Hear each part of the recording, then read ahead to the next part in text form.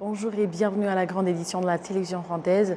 Certains habitants indiquent qu'au cours de l'année 2025, ils sont décidés à pratiquer donc davantage d'exercices physiques parce qu'ils ont compris qu'ils sont la source de la bonne santé. Le ministère de la Santé au Rwanda indique en effet donc que le fait de rester assis pendant longtemps est parmi les principales causes des maladies non transmissibles. Kassim Youssef. Le docteur Mugabo Robert est septuagénaire et réside à Gachuriro dans le secteur de Kinyinya en district de Gasabo. Il affirme avoir décidé d'adopter une routine d'exercice physique en pratiquant la marche pendant au moins 2 heures par jour au rythme qui ne le fatigue pas en écoutant son cœur. Il indique en outre qu'il n'a pas l'intention d'arrêter de faire du sport et qu'il combine l'activité physique avec une attention particulière à son alimentation pour maintenir une bonne santé.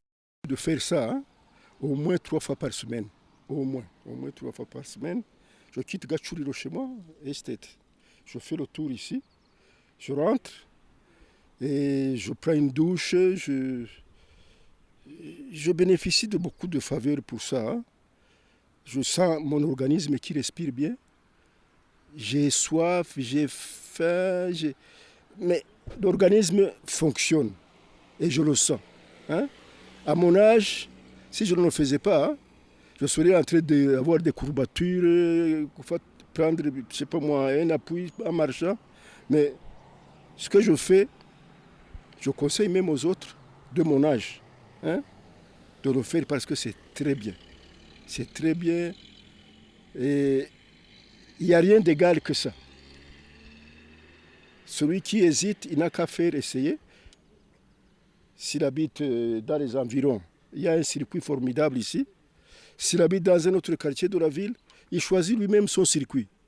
L'essentiel, c'est que tu respires, que tu sentes, ton corps respirer. En fait, c'est un secret de bien-être de tout le monde, surtout à notre âge. C'est vraiment un conseil que je donne à ceux qui vont peut-être me regarder ou quoi. Ce n'est que du bien. Ce n'est que du bien. Et je souhaite même celui qui croyait ou qui hésitait de commencer cette année 2025 avec cette résolution. Marcher. Il n'y a rien de tel. Il y a un conseil que je dois donner. Je ne suis pas en compétition. Quand je marche, j'écoute mon cœur, j'écoute mon rythme. Et je marche à mon rythme. Et je ne me fatigue pas facilement, puisque je marche à mon rythme.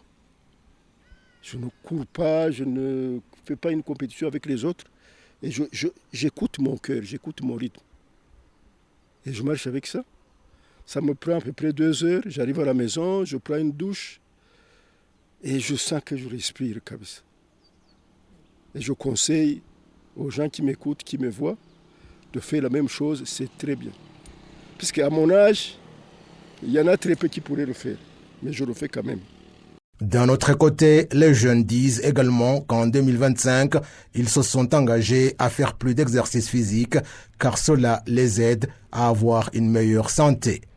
Les professionnels de la santé soulignent que faire de l'exercice physique est l'une des meilleures façons de prévenir des pathologies telles que les maladies non transmissibles, y compris l'hypertension, le diabète et le cancer.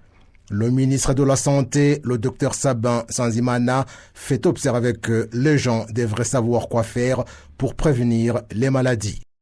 J'ai demandé à tout le monde de se lever quelques minutes parce que ça soit longtemps, ça a sûrement un effet sur ce qu'on discute, la gastro-entérologie, mais aussi d'autres pathologies chroniques dont on parle. Les gens, en moyenne, sont assis chaque jour pendant 7 à 8 heures. Ils sont assis en conduisant des voitures, dans des taxis. Et au travail, ils sont assis dans leur bureau. Et pour aller prendre la pause, ils sont assis au pause café. Ils retournent pour s'asseoir encore au bureau, dans des réunions, dans votre salle d'opération ou d'enseignement, vous êtes assis. Et quand vous prenez la pause pour le lunch, vous êtes assis et vous comptez toutes ces heures. En moyenne, c'est 8, 9, souvent jusqu'à 12 heures, assis. Même si vous rentrez à la maison, vous êtes en voiture, à la maison, vous êtes assis, regardez la télévision. Et vous allez au lit. Donc toute la vie, il y a ce fléau, ce problème de s'asseoir longtemps, et c'est le plus grand facteur des maladies non transmissibles. Ça, c'est la prévention. Il faut changer ça. Il faut changer ça. On le voit chez les enfants, on le voit chez les adultes, on le voit même chez les médecins. Les médecins, les infirmiers, tout le personnel médical. Parce que l'obésité dans nos systèmes de santé, c'est un grand problème. Vous pouvez juste faire un petit tour, regarder dans vos équipes. Vous allez remarquer quelque chose qui n'existait pas il y a 15-20 ans. Et si on ne change pas cette première étape, on va avoir beaucoup plus de difficultés au niveau de la gastro-entérologie, au niveau de la cardiologie, au niveau de l'imagerie et d'autres parties de la médecine qui sont beaucoup plus focalisées sur la réparation des dommages qui ont été causés par une longue durée d'exposition qu'on pouvait prévenir. Le ministère de la Santé indique que dans le cadre de la prise en charge de la santé de la population, il y a aussi un effort pour augmenter le nombre de médecins spécialisés où l'année dernière, notamment le centre IRCAD, a formé plus de 300 chirurgiens en technique médicale non invasive. Certains Rwandais vivant à l'étranger qui sont venus au Rwanda pendant les fêtes de fin d'année affirment qu'ils continueront à participer aux initiatives de développement du pays et à le promouvoir à l'international. Ils l'ont exprimé lors de l'événement Meet and Greet organisé par le ministère des Affaires étrangères et de la coopération internationale. C'était une atmosphère joyeuse lorsque les Rwandais vivant à l'étranger se sont réunis au Rwanda lors de cet événement Meet and Greet qui vise à rapprocher les Rwandais de la diaspora, à permettre des échanges et à explorer comment ils peuvent collaborer avec le pays dans diverses initiatives de développement. Le ministère rwandais des Affaires étrangères et de la coopération internationale leur a également présenté différents services que différentes institutions du pays offrent et les opportunités qu'ils peuvent exploiter pour contribuer au développement du pays. Ces Rwandais de la diaspora ont exprimé leur satisfaction et ont laissé entendre qu'ils comprennent bien le rôle qu'ils doivent jouer dans le développement du pays. Il y a beaucoup de choses, mais pour moi, je connais ce qu'on appelle du sangire lunch, des enfants qui ont à l'école primaire surtout et 9 years basic education. Et après aussi, il y a les postes de santé qu'on nous avons essayé de contribuer pour que tous les enfants qui font bien manger à l'école. Et ce fut un moment de partage plutôt. Et aussi un moment où on a pu rencontrer d'autres institutions du pays, excepté donc autres que le ministère des Affaires étrangères, qui nous ont aussi beaucoup appris, beaucoup aidé et aussi ont répondu à certaines de nos questions par rapport à certains problèmes que nous rencontrons, nous, personnes spécifiques de la diaspora. Donc ce fut un plaisir de partager cette expérience avec toutes les diasporas et surtout le ministère des Affaires étrangères qui a su organiser cette rencontre franchement qui fut très fructueuse. En fait, la diaspora en Belgique, nous participons entre guillemets à l'effort du pays dans différents domaines. Il y a d'abord tout ce qui est programme de l'État spécifique ou bien comment dire des programmes officiels, c'est-à-dire que nous sommes en Belgique, mais nous représentons le Rwanda dans le sens où nous faisons, par exemple, tout ce qui est commémoration du génocide perpétré contre les Tutsis en 1994. C'est-à-dire que nous avons pu avoir certaines stèles de commémoration dans différentes villes en Belgique, ce qui fait que durant la période de commémoration, nous allons de ville en ville, si je puis dire, pour commémorer les nôtres qui sont donc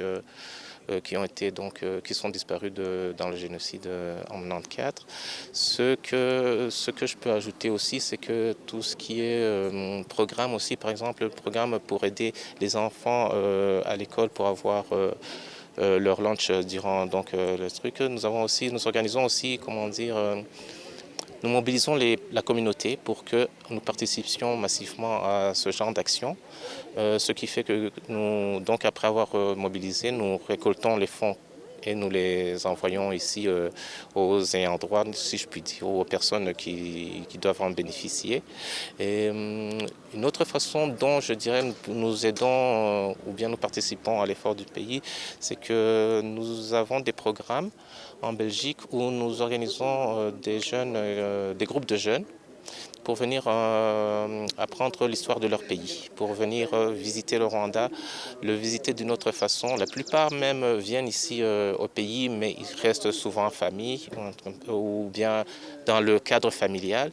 Mais ces programmes leur permettent en fait de visiter le pays, de rencontrer différentes institutions et surtout aussi de connaître comment leur pays fonctionne.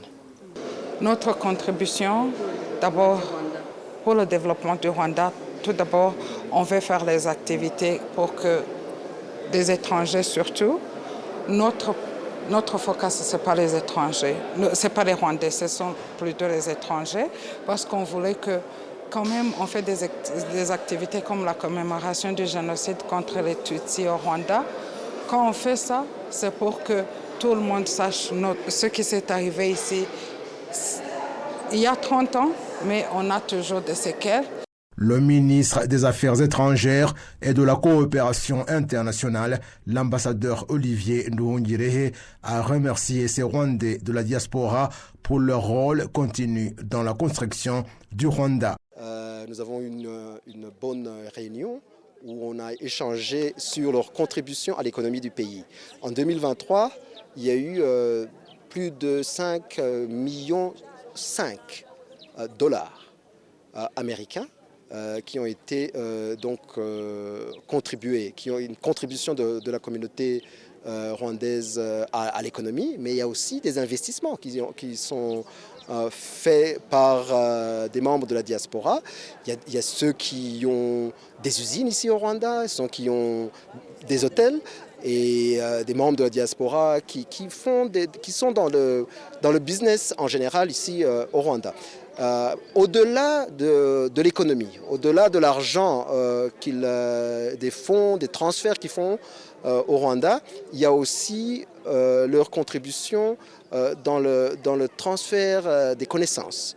Il y a des jeunes ou même des moins jeunes qui viennent au Rwanda transmettre leur savoir au Rwanda.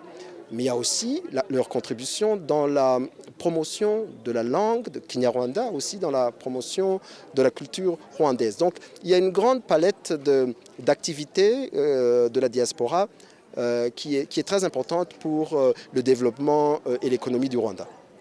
Le ministère des Affaires étrangères et de la coopération internationale indique que la contribution des Rwandais de la diaspora au développement économique du pays à travers les transferts de fonds a atteint plus de 505 millions de dollars en 2023, chiffre qui pourrait être revu à la hausse dans le rapport de l'année 2024.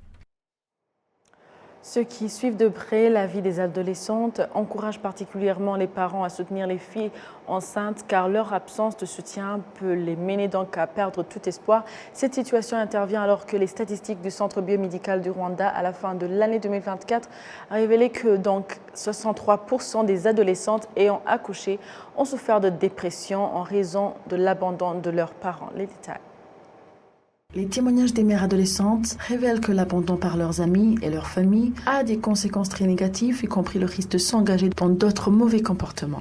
Iyo tudafashijwe na société cyangwa ababyeyi duhura n'ibishuko byinshi nk'ubu yaba wenda ntafite ibintu nkora. Normalement, lorsque nous ne sommes pas soutenus par la société ou les parents, nous faisons face à de nombreuses tentations. Par exemple, si je n'avais pas quelque chose à faire, je pourrais être tentée à chercher de l'argent d'une manière inappropriée. Je ne peux plus faire cela maintenant car j'ai une rémunération, ce qui signifie que ma vie ne va plus être détruite une deuxième fois. Et maintenant, puisque nous avons été sensibilisés et que nous sommes conscientes des conséquences, je ne peux pas me tourner vers la prostitution pour gagner de l'argent car je peux gagner mon propre argent.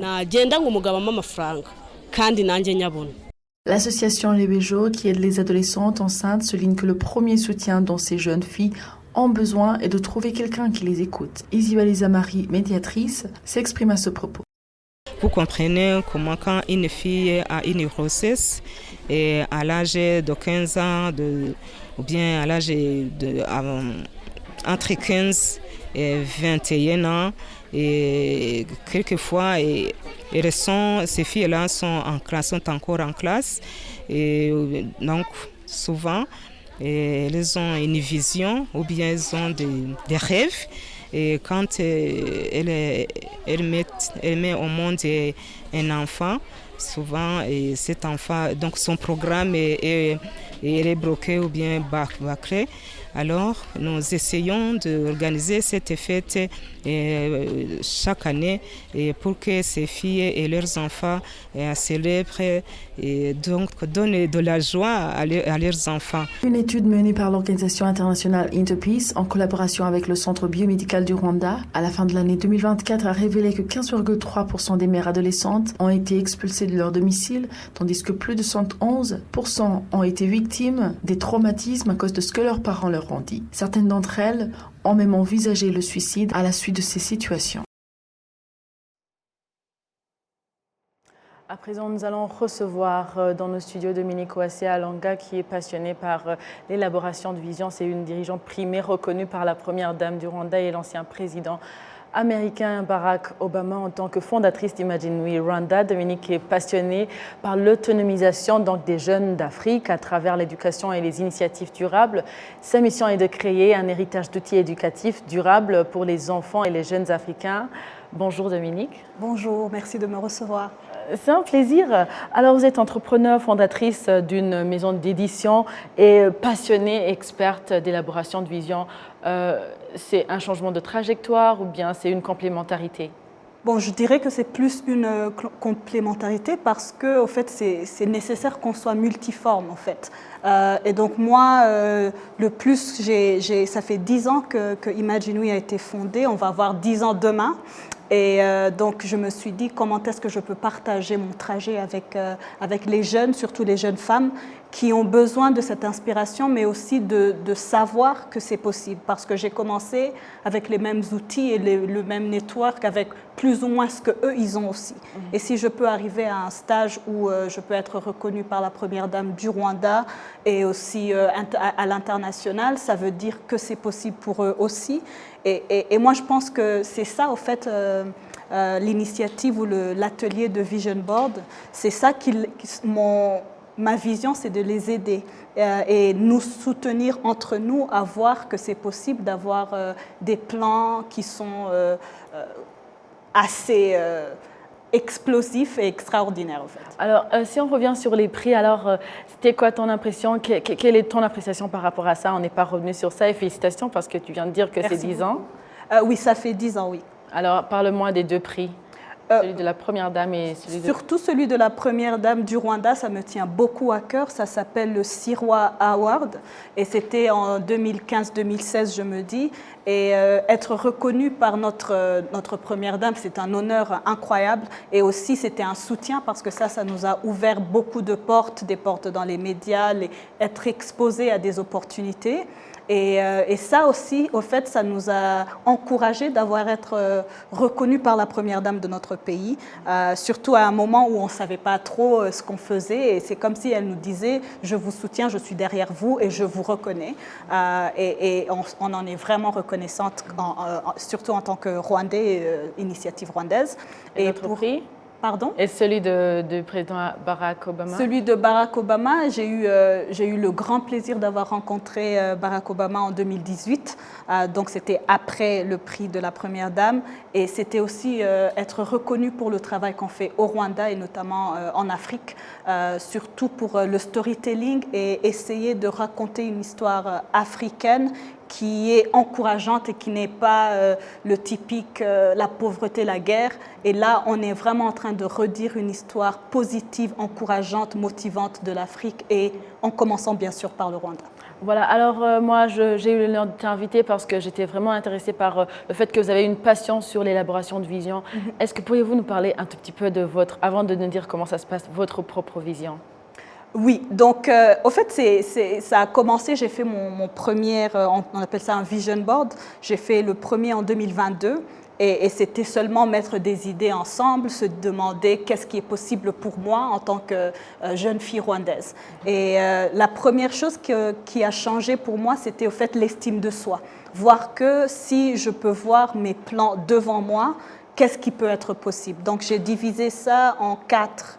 Au début, c'était vraiment plus ou moins 4 buts, notamment mon organisation. On voulait avoir plus de revenus, on voulait aussi avoir de meilleurs partenaires, mais aussi la santé. Je voulais faire un peu plus pour ma santé, comme le ministre de la Santé nous a demandé. Oui. Je voulais aussi être plus présente avec ma famille, mes cousins, mes tantes, mes oncles et mes grands-parents aussi, ma mère et tout.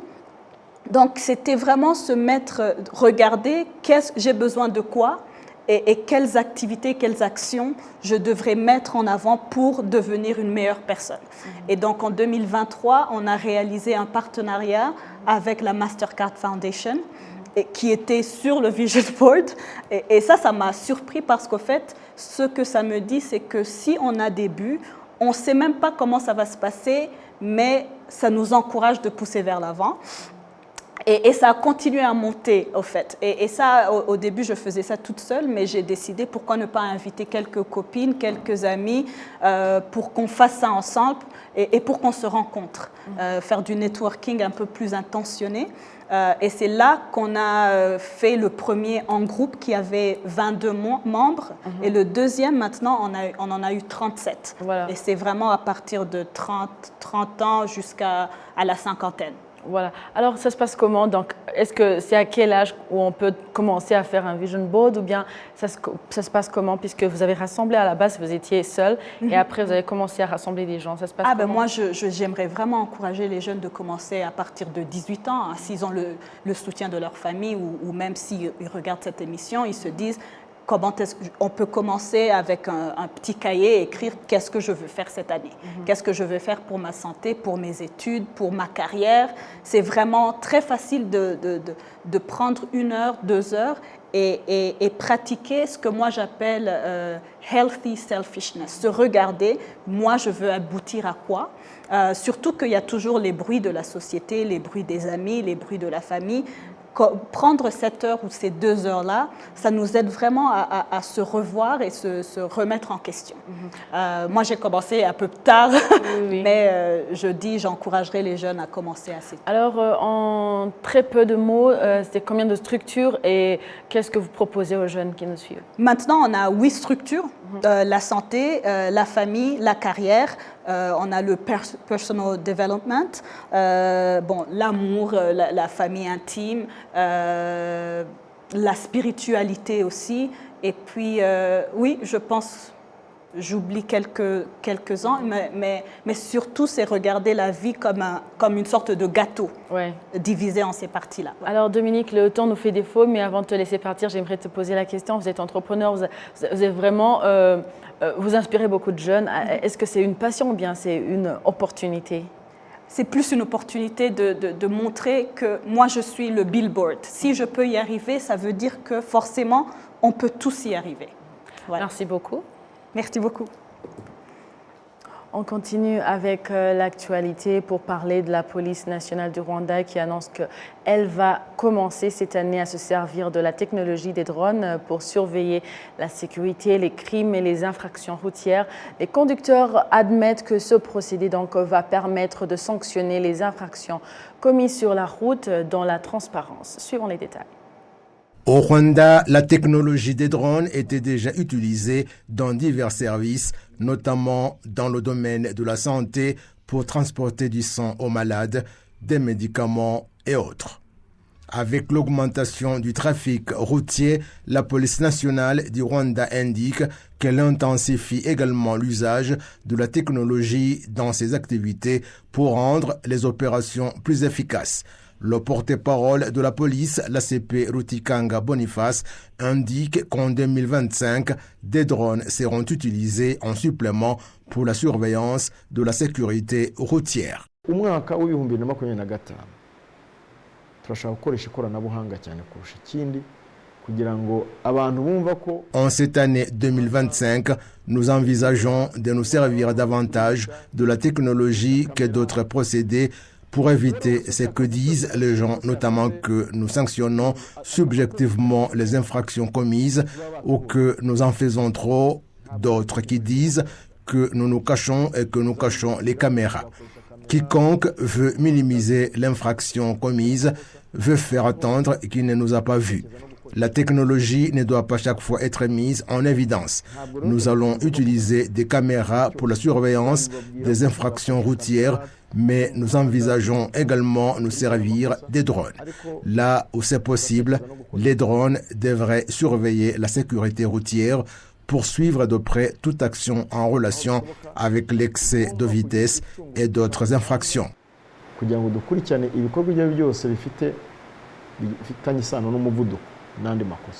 Pour certains conducteurs, cette annonce est nouvelle, mais ils l'accueillent positivement, espérant que cette technologie va aider à clarifier les événements réels qui se produisent sur les routes.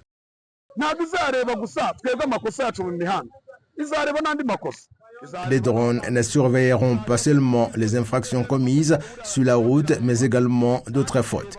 Ils surveilleront aussi des ennemis ou ceux qui s'adonnent à des actes illicites. En fait, les drones observent tout. Ils sont munis d'une technologie leur permettant de savoir ce qu'on a chez soi ou ce qu'on porte. Les drones vont tout observer, même les gens qui courent.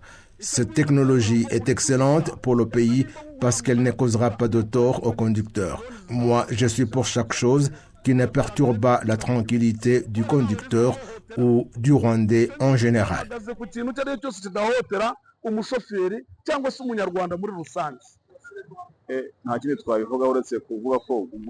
On n'a rien d'autre à dire sinon que la sécurité est essentielle dans le pays et surtout que lorsque la sécurité routière est renforcée, les accidents sont réduits. Si les drones sont utilisés pour réduire les accidents routiers, ils ne nous causeront pas de problème. L'important, c'est d'abord respecter les règlements de la route. Tout le monde doit être conscient de cela pour que la sécurité routière soit assurée. Avec l'introduction des drones pour la surveillance de la sécurité routière, le Rwanda sera ainsi le 3e pays en Afrique à les utiliser dans ce domaine, après le Ghana et l'Afrique du Sud, où ce procédé a permis de réduire considérablement les embouteillages, de diminuer les infractions et les crimes routiers, entraînant conséquemment la diminution des accidents, entre autres. Voilà, c'est par ici que prend fin l'édition d'aujourd'hui. Merci à vous tous qui étaient au rendez-vous d'actualité de la télévision rwandaise. Au nom de toute l'équipe qui a réalisé la grande édition, je souhaite de passer une excellente suite du programme de la télévision rwandaise. J'étais avec Amandine Dikouma-Sabo. À la prochaine et d'ici là, portez-vous bien.